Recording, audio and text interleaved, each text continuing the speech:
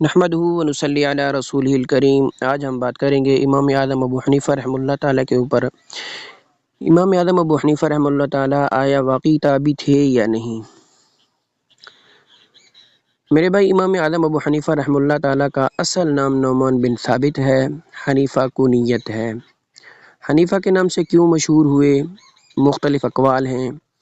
ایک قول یہ ہے کہ امام اعظم ابو حنیفہ رحمہ اللہ تعالیٰ دوات اور قلم کا زیادہ استعمال کرتے، چھوٹی دوات کو حنیفہ کہا جاتا ہے، اس وجہ سے حنیفہ کے نام سے مشہور ہوئے۔ بعضے کہتے ہیں امام صاحب کی ایک بیٹی تھی، ان کا نام حنیفہ تھا، پھر اس وجہ سے ابو حنیفہ کے نام سے مشہور ہوئے۔ بعضے کہتے ہیں دین کی محبت کی وجہ سے حنیفہ کے نام سے مشہور ہوئے۔ قوی قول یہی ہے، اور کمزور قول یہ ہے کہ امام اعظم ابو حنیفہ کی ایک بیٹی تھی حنیفہ، اس وجہ سے مشہور ہوئے ابو حنیفہ۔ تو بہرحال امام اعظم ابو حنیفہ رحمہ اللہ تعالیٰ کا اصل نام نعمان بن ثابت رحمہ اللہ تعالیٰ کوفہ میں 80 ہجری کو پیدا ہوئے۔ امام اعظم ابو حنیفہ رحمہ اللہ تعالیٰ نے 70 سال عمر پائی، 150 ہجری کو فوت ہو گئے، انتقال ہو گئے۔ سن 80 ہجری کو امام اعظم ابو حنیفہ رحمہ اللہ تعالیٰ کی پیدائش، 150 ہجری کو انتقال یعنی وفات کا دن، اور آخری صحابی کا انتقال 110 ہجری کو ہوا، یعنی اس وقت امام صاحب کی عمر 30 سال تھی۔ 80 ہجری کو پیدا ہوئے امام اعظم ابو حنیفہ، آخری صحابی کا انتقال 110 ہجری کو ہوا، امام صاحب کی عمر اس وقت 30 سال تھی۔ میرے بھائی، اس وقت معمولی ایمان والا یہ تڑپ رکھتا، ہر بندہ یہ تڑپ رکھتا کہ میں کسی صحابی کا دیدار کر لوں۔ تو میرے بھائی، امام اعظم ابو حنیفہ رحمہ اللہ تعالیٰ اس میدان میں کیسے پیچھے رہ سکتے، جو مشہور ہی اس نام سے ہوئے، دین سے محبت کرنے والا، یعنی حنیفہ، دین سے محبت کرنے والا، یکسو کو حنیف کہا جاتا ہے۔ تو امام اعظم ابو حنیفہ رحمہ اللہ تعالیٰ اس میدان میں کیسے پیچھے رہ سکتے ہیں؟ یہ ناممکن ہے۔ انہوں نے کس صحابی رضی اللہ تعالیٰ عنہ کی زیارت کی اور کتنے صحابیوں کی زیارت کی؟ میرے بھائی، محققین کہتے ہیں امام اعظم ابو حنیفہ رحمہ اللہ تعالیٰ نے 8 صحابہ کرام رضی اللہ تعالیٰ عنہ کی زیارت کی۔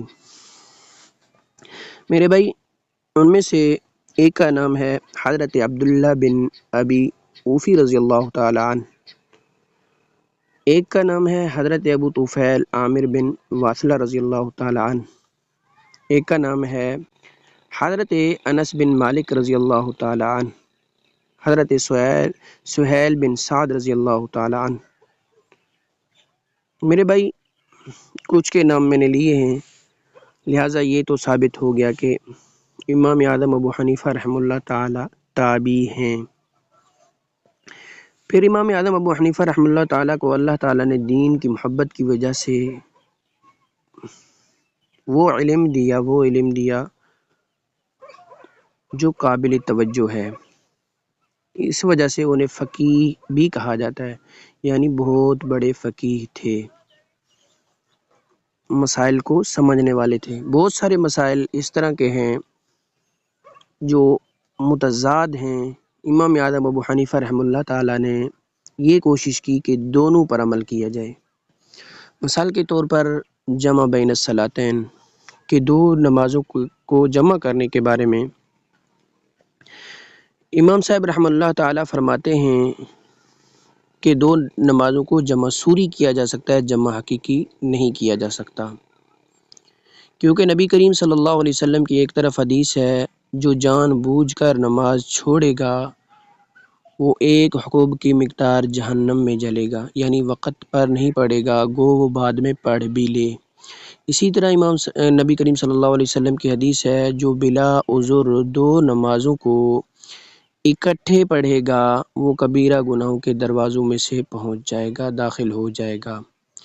اسی طرح دوسری طرف نبی کریم صلی اللہ علیہ وسلم نے دو نمازوں کو جمع بھی کیا، یعنی بین الصلاتین۔ تو امام صاحب رحمہ اللہ تعالیٰ نے دونوں حدیثوں کو سامنے رکھتے ہوئے یہ فرمایا کہ نماز کو وقت پر ادا کرو لیکن جمع سوری کرو، یعنی دونوں حدیثوں پر عمل کرو، نمازیں بھی جمع کرو، بین الصلاتین پر بھی عمل کرو، اور نماز کو قضا بھی نہیں کرنی، ادا کرنا ہے کہ ظہر کو آخری وقت پر، عصر کو پہلے وقت پر، ظہر کا وقت ختم ہونے والا ہو رہا ہو آپ ظہر پڑھیں، پھر جب عصر شروع ہو عصر پڑھ کے چلے جائیں، یعنی جمع سوری کر کے دونوں حدیثوں پہ عمل کیا۔ اسی طرح امام صاحب رحم اللہ تعالیٰ نے ایک اور مقام پر بھی دونوں حدیثوں پر عمل کیا جو دو متضاد حدیثیں تھیں، کہ نبی کریم صلی اللہ علیہ وسلم فرماتے ہیں فاتحہ کے بغیر نماز نہیں ہوتی، اور ایک حدیث ہے کہ امام کے پیچھے، یعنی امام جب قرات کرے آپ لوگ خاموش ہو جائیں، وَلَضَّالِّينَ سے پہلے خاموشی کا حکم ہے۔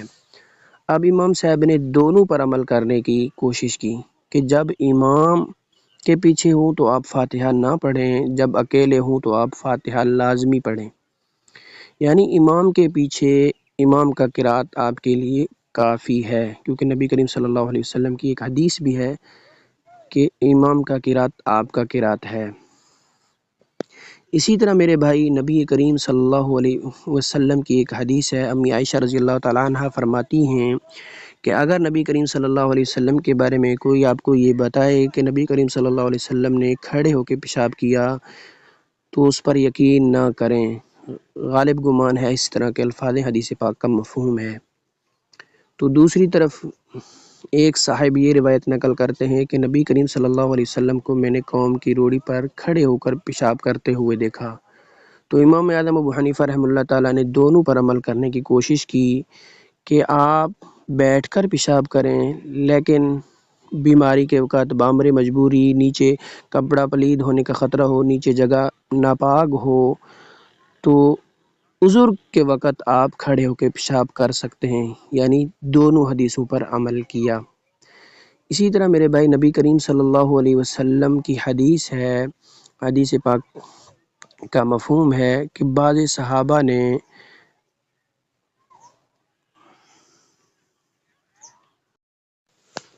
تو میرے بھائی یہ ثابت ہو چکا کہ امام صاحب تابعی تھے، فقیہ تھے، قابل علم شخصیت تھے، فراست والے تھے۔ تو جو لوگ امام صاحب کے بارے میں کینہ رکھتے ہیں، بغض رکھتے ہیں، تعصب رکھتے ہیں، برا بھلا کہتے ہیں، یوں سمجھ لیں کہ وہ ایک تابعی سے بغض رکھ رہے ہیں، تابعی کے ساتھ تعصب کر رہے ہیں، تابعی کو برا بھلا کہہ رہے ہیں۔ اللہ تعالی ہمیں شر پسندوں کی شر سے محفوظ فرمائے۔